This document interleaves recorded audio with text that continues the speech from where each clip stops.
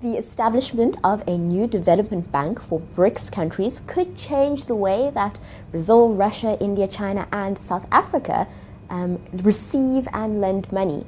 Now, I'm joined in studio by political economist Daniel Silk to talk a little bit more about it. Thank you very much for joining me. Pleasure. Now, can you explain on a very basic level to us, what is this new development bank? Well, look, just like the job of any bank, the job of this bank is to lend money. The world over the course of the last 50, 60 years since the end of the Second World War has largely been governed by Western financial institutions, the International Monetary Fund and the World Bank being formed in the 1940s, just after the end of the Second World War.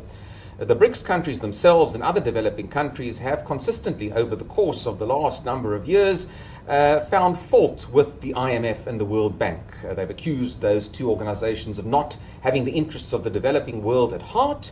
And we have now seen the establishment of this new bank, which is a creation of the BRICS countries themselves. The aim clearly is to provide development aid to not only the BRICS countries, but to the broader world out there, other developing countries who might rather choose to go to the BRICS countries for assistance rather than go to the other global institutions, the IMF and the World Bank. Now, where will the new development bank get their money from? Well, all of the BRICS countries have contributed in equal part to the new BRICS Development Bank.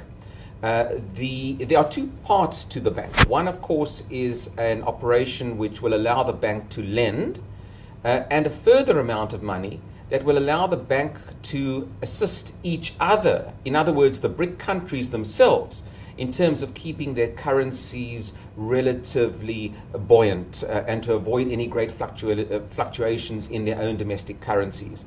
But ultimately, the BRICS countries themselves have all contributed an amount of money, an equal allotment, to the BRICS Development Bank, or the New Development Bank as it's called, and it gives all of the component BRIC countries a relatively equal say in the bank, even though the bank is going to be ultimately headquartered, at least for the moment, in China and Shanghai.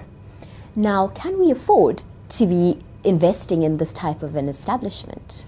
Well, this establishment is certainly, I think, an important establishment for the BRIC countries in that it moves the world away from the domination of the Western institutions. And I think that the developing countries, the BRICS countries themselves, have felt that they simply have not had the representation that they would have liked in the IMF and the World Bank. It's time for them to assert themselves.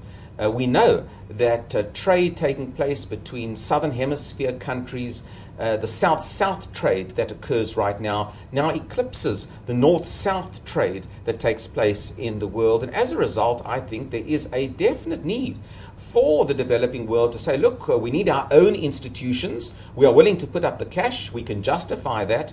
There's a distinct shift, a power and economic shift in the world away from the West towards many new and exciting developing nations. And I think, yes, I think from a South African point of view, we have latched on to the BRICS Club of Nations. We were invited to join that Club of Nations.